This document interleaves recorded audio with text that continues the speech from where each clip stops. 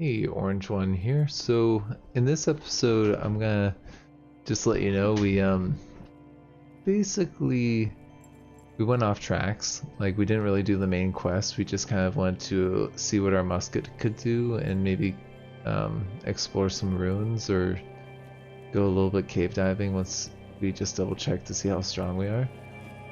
Um, I don't think I made the right choice here. I probably should have learned the recipe for the apple mots so we can actually have a special recipe for cooking. But we ended up asking them if they could share a secret with us, which I thought would help you learn about other villages, but they just give you like some background about a sultan. So if we find any Yashid followers, we could tell them stories about their history, and I think that would help us get more reputation with them. So it's not like a complete waste what we just did, but I'm still not happy about it, you know? I feel like we should have gone with the recipe, like that would have been more immediately useful. And I want to know how to make vine wafer sheaths, but I think you need to get the cooking skill down a little bit more. And it looks like we're already hungry right now.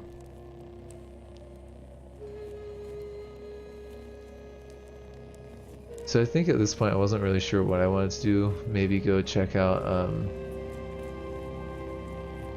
Red Rock, but then I was like, maybe I'll go east to those ruins. I was thinking of going for the shotgunner at this point. Like, hey, I'll just go after that shotgunner after we've ate something and get their shotgun.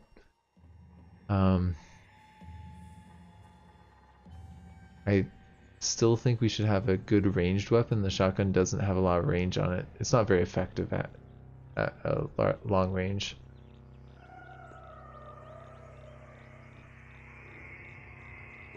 But we can still take out crocodiles. I mean, I did get us to 13 health, but as long as we wait long enough, we can get back to full health.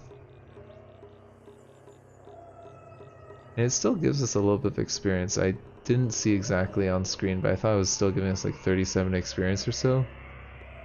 And you know, like with games like this, you want to kill things that you can easily kill, because, well, otherwise you're gonna die, you know. This isn't Metro Exodus. You can't just load up if you die and try again. I mean, I like those games. Like, I really like Far Cry 3, as some of you may know, but it's kind of nice having games where it's like, no, you probably wouldn't take that risk if you were actually trying to do this. You're actually trying to survive in a post-apocalyptic swampland with giant dragonflies and fish that glow and all kinds of stuff. You probably would be a little bit more careful with your life.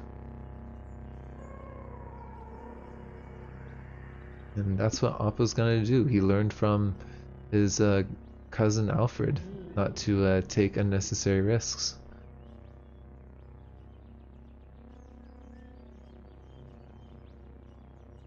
Oh man, you can attack with your fists. Can you do martial arts in this game? I feel like you could. Might not be the best idea, but you totally could.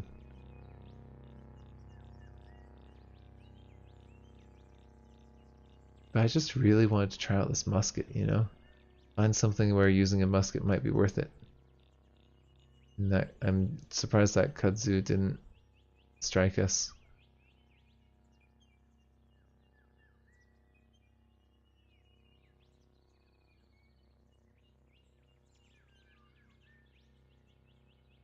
And we're pretty much there. We're most of the way back.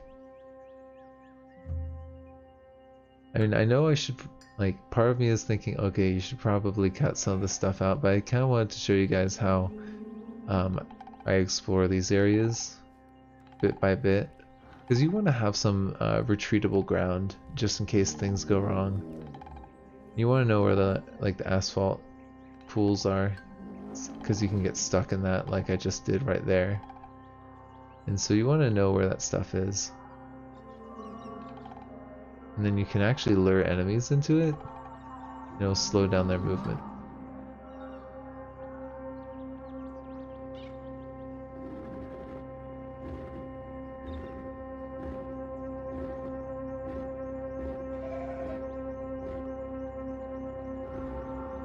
It's so hard though because the plants grow on the tiles with water and the asphalt, so you may step on a tile not realizing that it's going to get you stuck. So you have to be kind of careful. And it is a swamp, so it kind of makes sense. And that crocodile's not coming for us, which is fine because we can take him out with melee. And they're down. See, 37 experience, easy, super easy experience. So if you don't want to take risks, you don't have to, you know? There's some boars right there by the looks of it. And if we look at them, they're average and hostile, both of them, the boar and the two-headed boar. But look here, we got more snapjaws. And look at this dude. He's a legendary one, the hulking snapjaw bear baiter.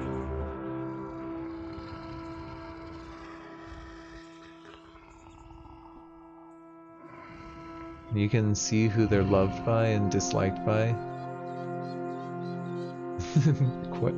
Questioning the origins of the moon. So they had ghostly flames on their hands, equipped to their hands. So they can't wear hand armor if they have that trait. Ooh, we killed a snapjaw there. Kindlethumbed, which is the... I didn't know this at the time, but that's the prefix that you get if you have the ghostly hands. So this dude, not only can they shoot out flames out of their hands, but their followers can too. And as you can see, our musket is not super accurate. And we're not that skilled with guns. If we really wanted to be using this musket more effectively, what we should do is have the different skills. But as you can see, a snapjaw we only get 5 experience from those regular ones.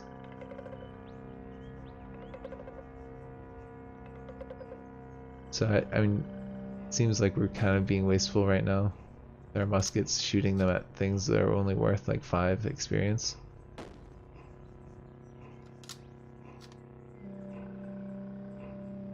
I figured, alright, well, we'll get this one into melee range and just take them out with melee, right? The other ones don't seem to be aggroing on us. I'm not sure why. It might be that they're stuck in the asphalt. I think that might be part of the problem. But here you go, look, we're on fire now. And I was kind of silly.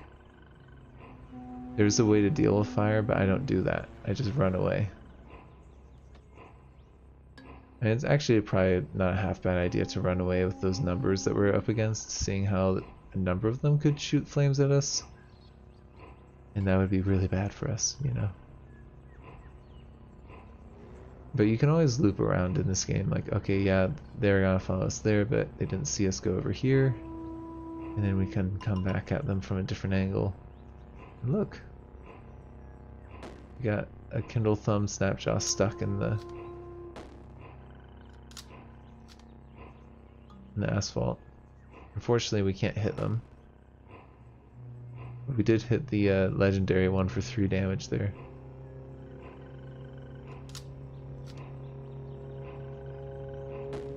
And another shot for 2 damage. So, like, as you can see, this musket is not a very effective weapon against things with decent armor.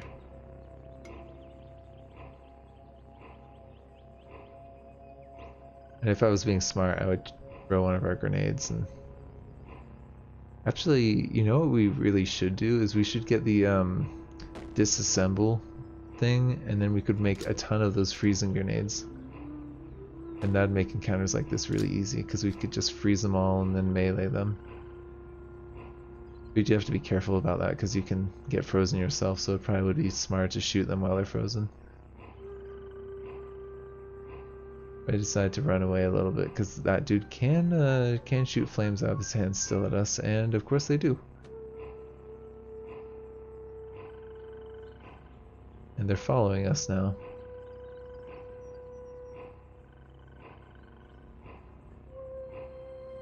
It's really hard in these marshes because you kind of lose line of sight on these dudes. I was hoping to just kind of recover a little bit. Of course they do pursue us, the legendary ones leading the way. And the funny thing is they start attacking this kudzu, which means we could probably get some free shots off on them, but I don't know. I got kind of nervous with the amount of damage that they could do.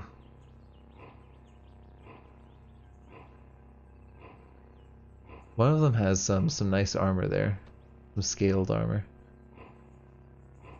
And I did see something that looked like food, yeah, a kudzu stem, so we could eat that, which is kind of cool. We could try shooting them. So we did kill one of the ones that can set you on fire, which is kind of cool. But then the other one caught us on fire again.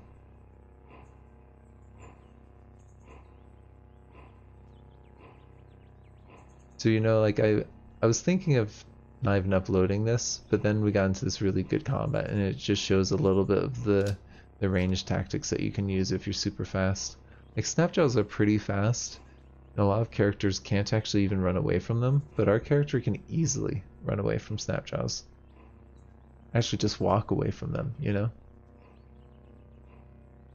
And I did a real sneaky thing here. We got their leader away. You know what that means? It means we can sneak down here and kill the rest of them.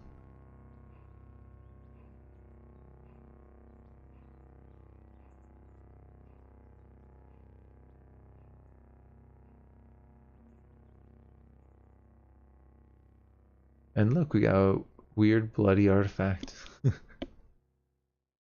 that's a bloody freezing iron dagger. That's pretty cool. So that could freeze enemies if we hit that with melee.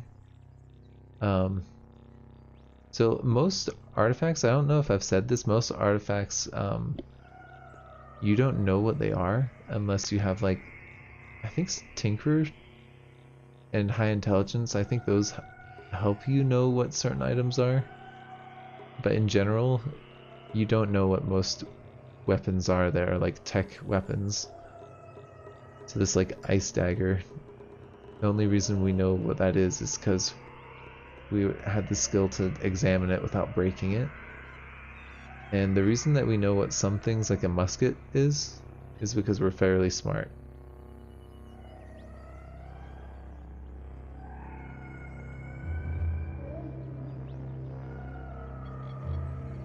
But you can see we've got a number of snapjaws here. We do have two of them that can shoot flames at us. So we do have to be a little bit careful here. Mostly because of the flames, not so much the damage that they can directly do. And I feel like this musket, even at this range, is not accurate. Like, you have to be pretty darn close to hit them with a musket. Like, look at that. Missed 2. Missed 3, we were even closer. Missed 4.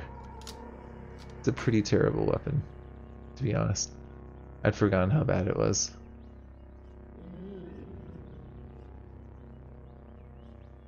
And I was just kind of scared of them doing that to us.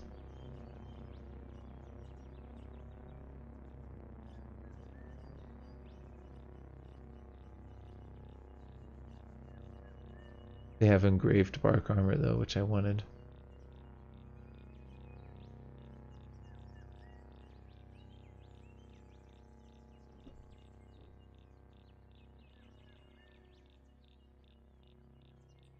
And I think, yeah, we were just waiting to recover it. One of them did chase us down, but I don't think it's the one that can shoot flames out of their hands. Just a regular one by the looks of it. Super easy for us to kill a scavenger. But if we look at there, we got a cool item.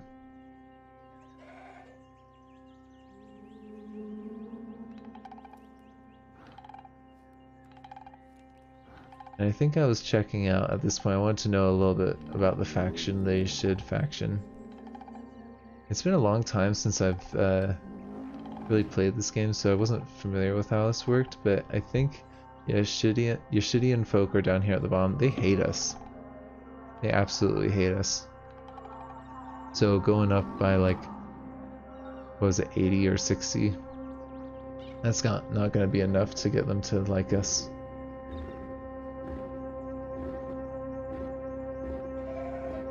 Yeah, only get plus 60 from that item. I think if we got all decked out in your shit gear, they'd still not like us. They would still try and kill us on sight. And the non-violent ones don't always do that, so maybe I'm wrong.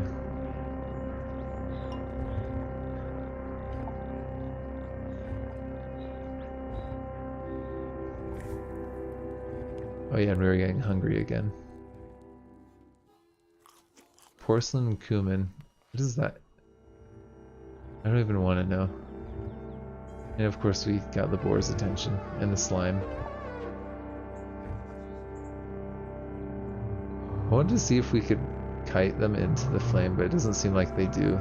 They seem to be smart enough to not run into a fire. Unlike zombies, you know. It looks like the things started fighting in the pond, and I was able to get away. In hindsight, I probably should have tried meleeing the boar, but I wanted to keep my muskets as well, just in case I could take out these snapjaws. I was getting a little bit selfish here. Greedy is actually the word I'm looking for. I really wanted to take out that leader, see what they've got on them, take their gear and sell it. But you know what I did here? This I remembered. You can carry salt water with you, and you can pour that on you. You can pour liquids on you, and it puts out fire. You know, kind of makes sense. And so I actually started using that strategy against these dudes that can set you on fire.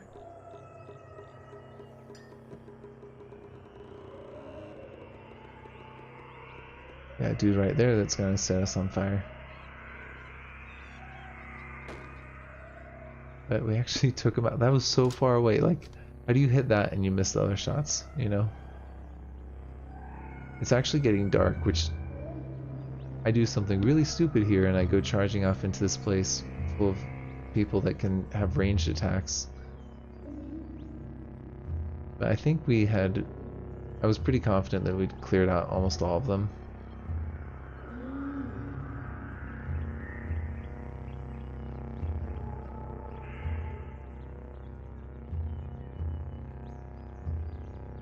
And look, we got another engraved item.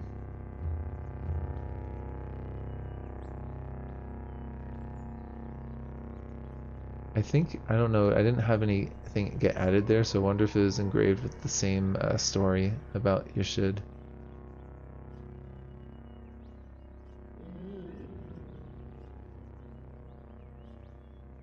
And he doesn't seem to want to go on that ground, but yeah, he'll do it, and then we can pick up stuff from that tile. I think you can sell blood. From what I remember, I think you can fill up your canteen with blood. It's pretty metal, you know. But then you can go sell that, and I think blood actually sells for a decent amount. Oh, and we get caught on fire. So I don't know if I used the right amount here, but I ended up using, I think, 10 drams of salty water every time to douse the flame. I don't know exactly if 1 dram would be enough or not. It might depend on the intensity of the fire.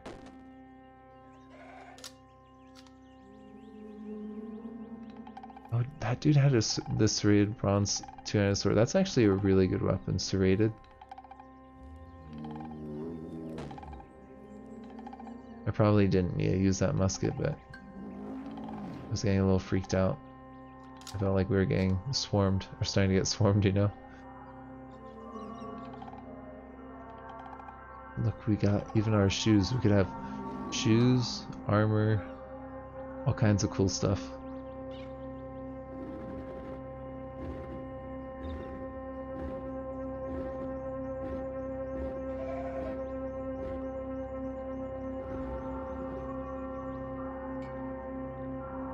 But yeah, I thought legendary enemies, when they spawned, at least in the previous versions that I've played, where they spawn, they tend to have treasure chests, which tend to have artifacts in them, as well as they oftentimes are carrying an artifact or two themselves.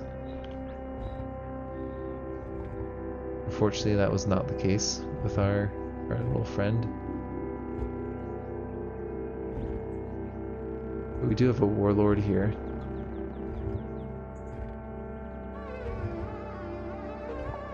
Which can be a little bit tricky. It can be kind of annoying. We are actually about their same difficulty. They're not like stronger than us, you know. But they do have a kindling with them. A kindred. So considering that they're throwing flames at us and there's someone who's like an equal match for us,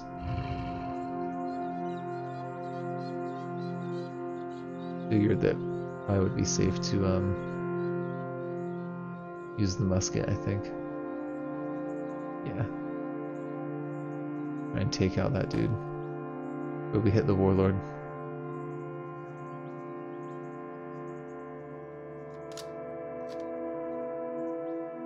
We actually killed the warlord. 25 experience it's not great, but not terrible either. And then we also took the kindred. Now at this point, if you look at our weight, we're pretty weighed down now. Oh my god, I just cracked my chest. Like my chest, one of my coworkers said they think it's the fascia in my chest. But like, I get like really tight, like right above my sternum. And like when I like kind of puff out my chest or like move my arms back, it like crackles, you know? It's like, it's not a pleasant feeling. But I find like when I'm sitting for long periods of time, that happens to me.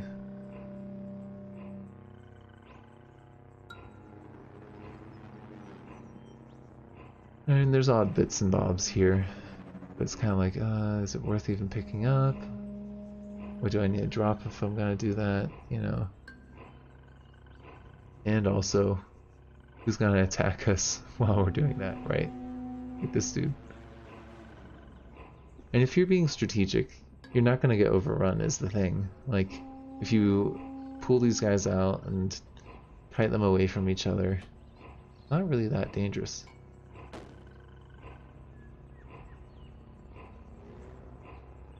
I was getting a little bit nervous though, but we've cleared out the area behind us. The other ones don't seem to be coming back to this this map tile. I figured, well, let's just fall back a little bit, and then we'll push on, see who else is around.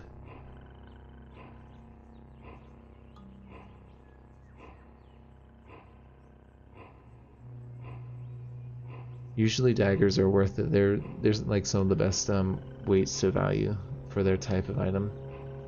At least that's what I remember. Like larger weapons are fairly valuable, like your long swords and your axes and whatnot, but unless they've got a good modifier to them, they're not that great. And a lot of armor, especially right now, is not super efficient. Even the good armor isn't that efficient. It's just like really heavy. It's worth a good amount, but it's like that value to weight ratio.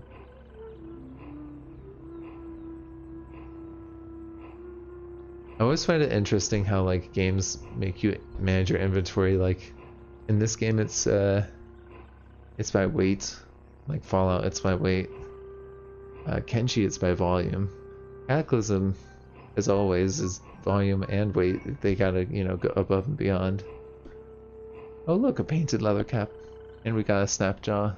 We're closer to that snapjaw achievement. Oh, did I not read the painted cap? Looks like I didn't.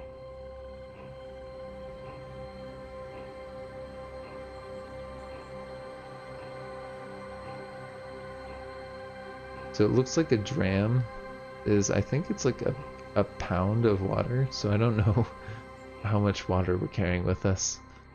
But that means that each water skin can carry 64 pounds of water. That's a lot of water. you know? We're carrying nearly a person's weight equivalent in water right now. A small person, it's like 90 pounds, but still. It's like a middle schooler in water.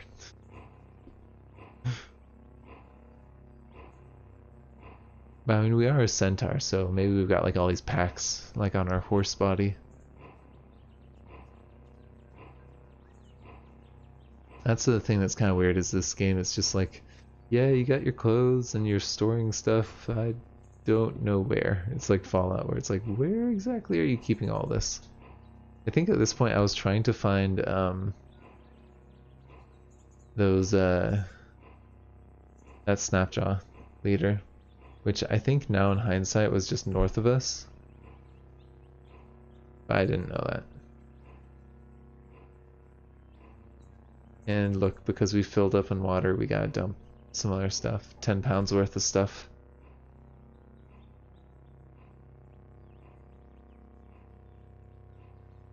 Did I do my math right? I think my math might be off on the how much a dram is. It might not be a pound. It might be like a half pound.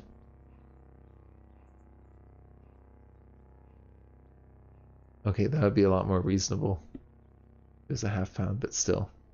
We're carrying a lot of water on us. And I think we're drinking a lot of water too then. But you know, you gotta live and let drink.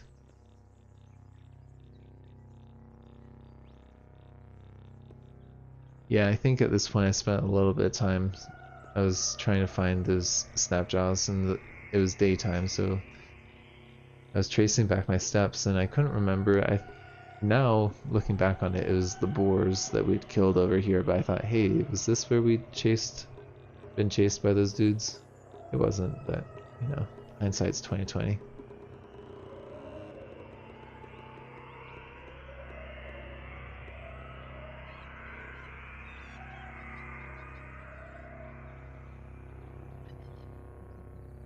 Yeah, I was just kind of tracing back my steps.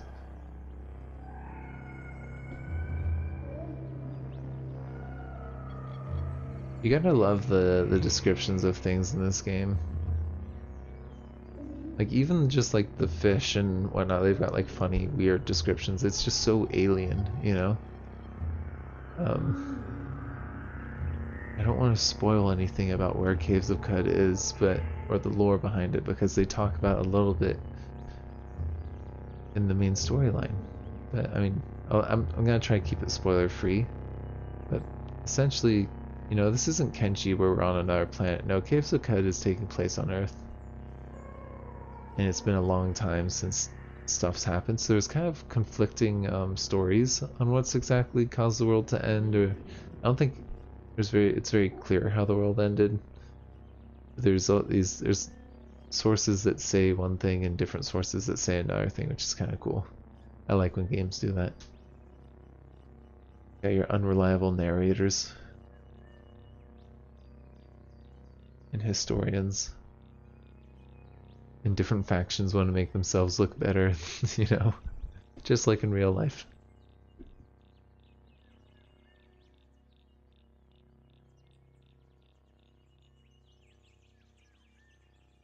At this point, I think I might have given up on finding those dudes.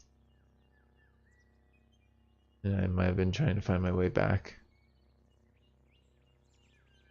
And I suddenly ended up in a pool of salty water. Yeah, at this point I was just figuring that we'd go back to Tam. Raid all the junk that we've collected. But we are hungry, it looks like.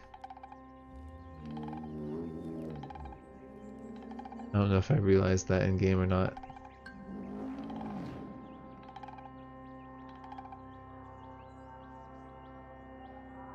You gotta be careful about going super fast, because I've on multiple occasions tried to like run to a spot and just by holding down a number key, and then I've gone into a tile and just gone like blasted by a group of people. So it's not like Cataclysm gives you like that safety mode thing, and it'd be nice. I think this game might have something like that. I just haven't really used it very much. So yeah, we've got all this junk. We could start selling it, starting with that bark armor. I was trying to do my best to sell the multiples, keeping an eye out for that. And I think I didn't sell the painted cap because we hadn't looked at it yet, and I'd realized that. But I want to keep that freezing iron dagger. It's not even worth very much, you know? For an item that can freeze people, kind of cheap. I mean, it is an iron dagger, but still.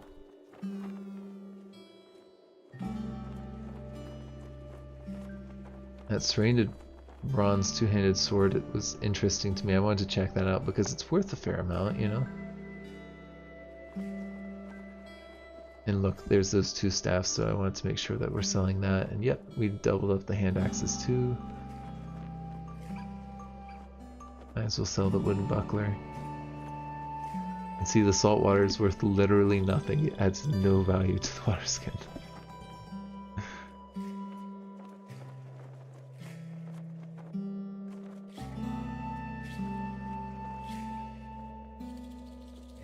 I did want to just double check to see if they had anything that was worth purchasing. It'd be nice to get that desert rifle. Not only is it more armor piercing, and it's the same rounds, but I think it's more accurate too. I don't know how you can see an item's accuracy. I think you might have to look at it.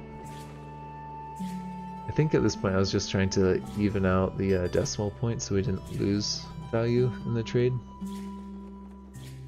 Because I'm a stickler like that. You know, I figure if we're gonna trade, we might as well not lose a half dram in value. We'll get some steel arrows. Maybe we'll still have use for those.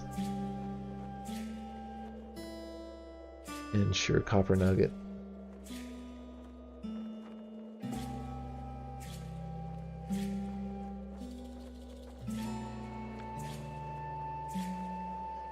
So we got a decent amount of water on us now. Do I check out the painted leather cap? No. Oh yeah, I wanted to go check out Argyle, see if he had anything that I wanted to trade for. Anything at a decent price. His cannon. We're fair ways away from something like that. Or a freeze ray. That'd be great, I'd love it, but... Oh, another Sultan, another piece of information. Yeah, it's a different one, that's kind of cool.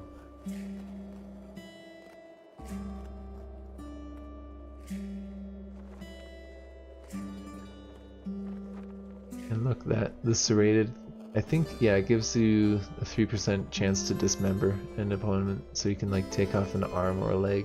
And pretty much guarantees it's gonna make them bleed out.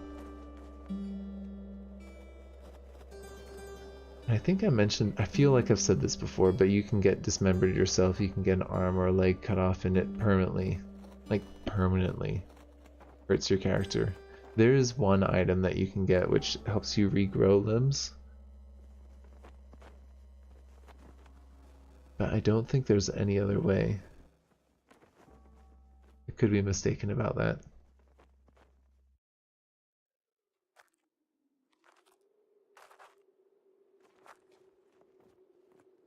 But yeah, I think I'm just about to end this episode after we're done trading. Yeah, we got like 10 seconds left. Thank you for joining me. This has been Orange One. I'll see you next time.